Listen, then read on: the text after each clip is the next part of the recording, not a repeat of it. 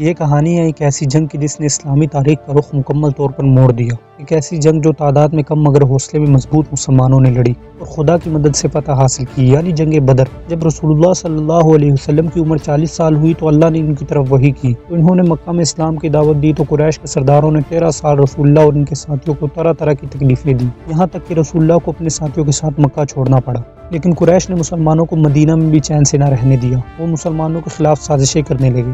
یہاں مدینہ میں مسلمانوں کی ایک ریاست بن چکی تھی اور ریاست کے بادشاہ اللہ کے رسول محمد تھے۔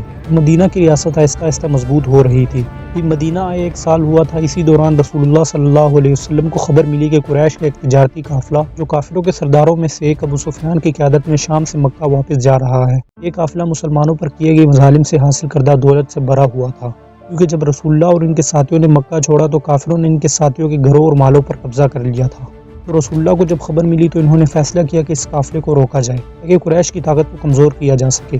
جب اس قافلے کے سردار ابو سفیان کو مسلمانوں کی ارادے کی خبر ملی تو اس نے فوراً مکہ میں پیغام بھیجا کہ قریش اپنی فوج لے کر مسلمانوں کے خلاف نکلے۔ قریش کے بڑے بڑے سردار جیسے ابو جہل، عتبہ، شیبہ اور کئی سردار ایک بڑی فوج لے کر مدینہ کی طرف بڑھنے لگے۔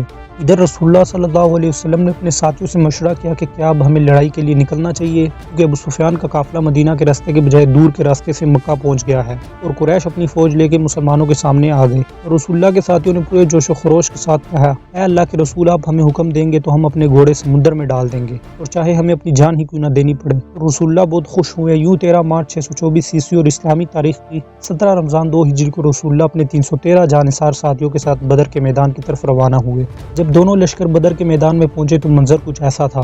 مسلمانوں کے پاس صرف 313 افراد تھے جبکہ قریش کے پاس 1000 جنگجو تھے۔ مسلمانوں کے پاس صرف 2 گھوڑے تھے جبکہ قریش کے پاس 100 سے زیادہ گھوڑے اور اونٹ تھے۔ مسلمانوں کے پاس صرف 8 تلواریں تھیں جبکہ قریش کے پاس ہر قسم کا اسلحہ تھا۔ ظاہری طور پر جنگ کا کوئی مقابلہ نہیں تھا، لیکن مسلمانوں کے پاس سب سے بڑی طاقت خدا کی مدد اور ایمان کی قوت تھی۔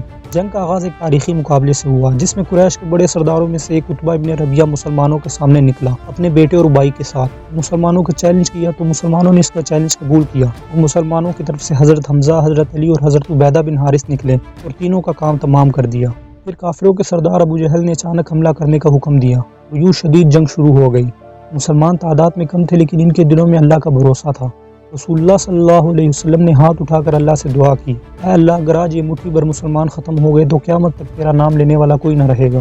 پھر اللہ تعالیٰ نے دعا کو قبول کیا، اللہ تعالیٰ نے مسلمانوں کی مدد فرمائی۔ قرآن میں اس کا ذکر یوں ہے، جب تم اپنے رب سے فریاد کر رہے تھے تو اس نے کہا، میں 1000 فرشتے بھیج رہا ہوں جو تمہاری مدد کریں گے۔ پھر فرشتے اترے جو دشمنوں کے دلوں میں خوف ڈال رہے تھے۔ یہ اللہ کی نصرت ہی تھی جس نے جنگ کا رخ مکمل پلٹ دیا۔ مسلمانوں نے بہادری کے ساتھ لڑتے ہوئے قریش کے بڑے بڑے سرداروں کو قتل کر دیا، جن میں ابو جہل، عتبہ، شیبہ، امیہ بن خلف شامل تھے۔ یوں کافروں کی فوج کے قدم میدان سے اکھڑے اور وہ بھاگ گئے اور جنگ کے آخر میں قریش کے 70 لوگ مارے گئے، 70 کو قیدی بنا لیا گیا، جبکہ مسلمانوں کے صرف 14 لوگ شہید ہوئے۔ یہ فتح صرف ایک جنگی کامیابی ہی نہیں تھی بلکہ اسلام کی سربلندی کا آغاز تھا۔